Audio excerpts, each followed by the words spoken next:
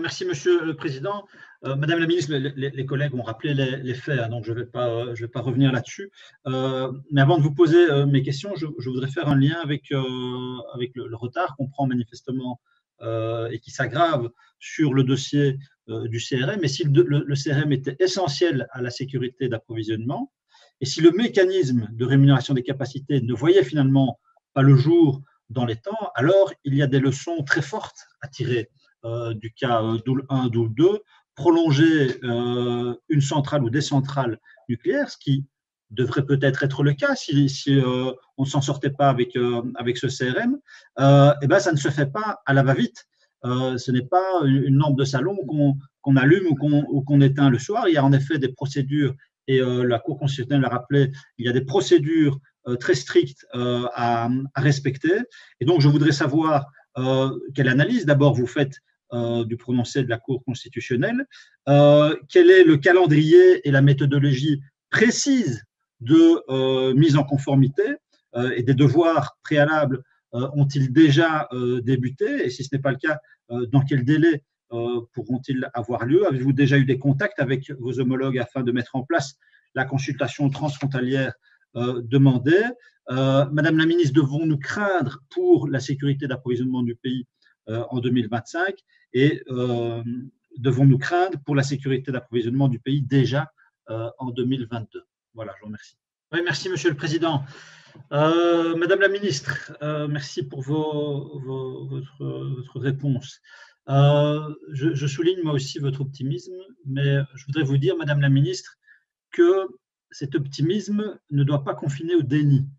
Vous dites qu'il n'y a pas de problème de sécurité d'approvisionnement en 2022. Je voudrais vous rappeler l'étude Adequacy and Flex d'Elia, qui dit que la sortie accélérée du charbon, et je cite, implique également un besoin en capacité supplémentaire qui pourra dépasser 1 gigawatt au cours de la période 2022-2025 et nécessitera des mesures supplémentaires. Donc, il y a un problème potentiellement plus aigu en 2022. Vous dites qu'il n'y a pas de timing précis, il n'y a pas de méthodologie concrète, il n'y a pas de contact avec nos voisins. Vous parlez de l'étude d'incidence comme dans laboratoire, hein, on va un peu fonctionner par essai-erreur. Alors, moi, ce que je retiens de l'état du dossier énergétique en Belgique à ce stade-ci, c'est que, un, le CRM traîne. C'est un dossier qui s'embourbe de manière inquiétante.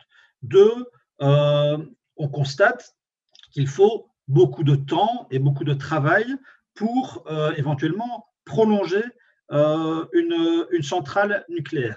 Et donc, j'en conclus qu'il y a aujourd'hui, et qu'on fonce à toute vitesse vers un risque très sérieux sur la sécurité d'approvisionnement du pays. Il va vous falloir une majorité parlementaire pour prolonger Doel 1, Doel 2, même si le travail administratif est réalisé. Et donc, que se passera-t-il si l'étude d'incidence n'est pas prête au 31 décembre 2022? Que dira la Cour constitutionnelle? Est-ce qu'elle donnera un délai supplémentaire, un délai de vie supplémentaire aux deux centrales? Et donc voilà, est-ce que vous allez pouvoir, la question